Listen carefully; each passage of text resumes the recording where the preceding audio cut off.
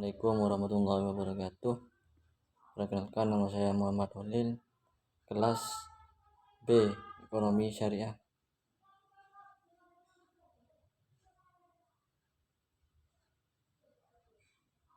Baik, di sini saya akan menjelaskan tentang manajemen dan organisasi. Organisasi merupakan unsur yang dibutuhkan dalam kehidupan bermasyarakat.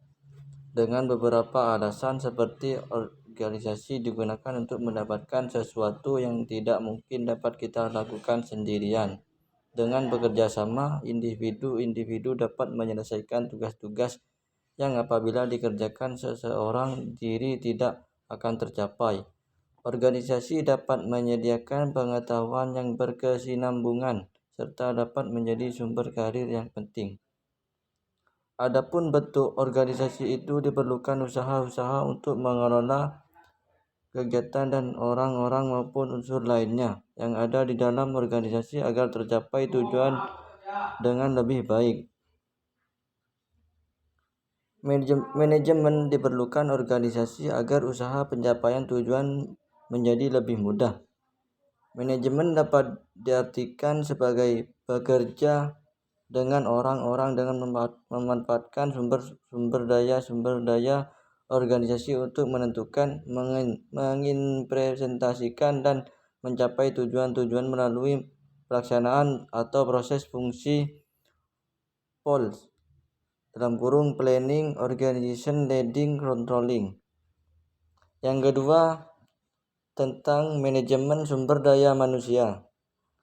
Manajemen sumber daya manusia adalah suatu proses yang terdiri atas perencanaan, pengorganisasian, pemimpin, dan pengendalian kegiatan-kegiatan yang berkaitan dengan analisis pekerjaan, evaluasi pekerjaan, pengadaan, pengembangan, kompensasi, promosi, dan pemutusan hubungan kerja guna mencapai tujuan yang ditetapkan. Yang ketiga, tentang sistem informasi manajemen.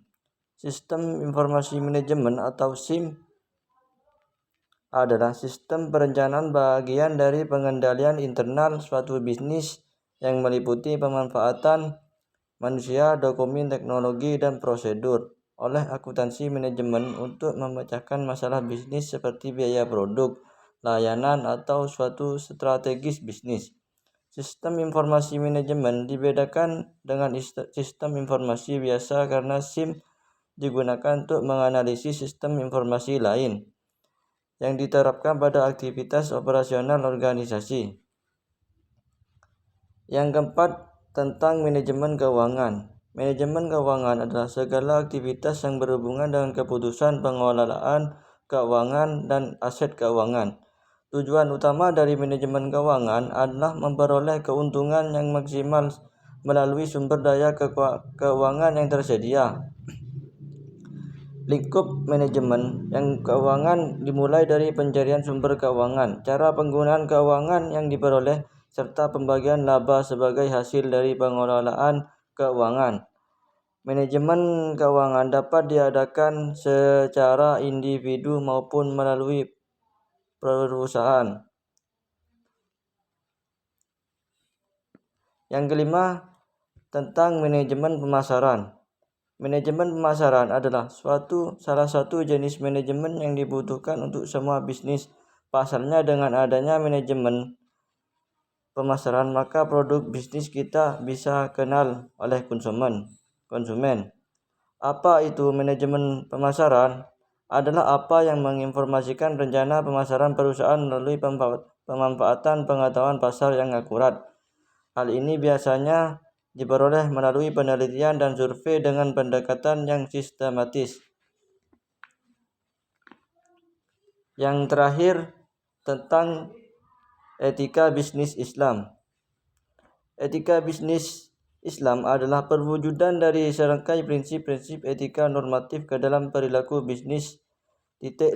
Secara sederhana, mempelajari etika dalam bisnis mempelajari tentang mana yang baik atau mana yang buruk, mana yang benar atau yang mana yang salah dalam dunia bisnis berdasarkan kepada prinsip-prinsip moralitas.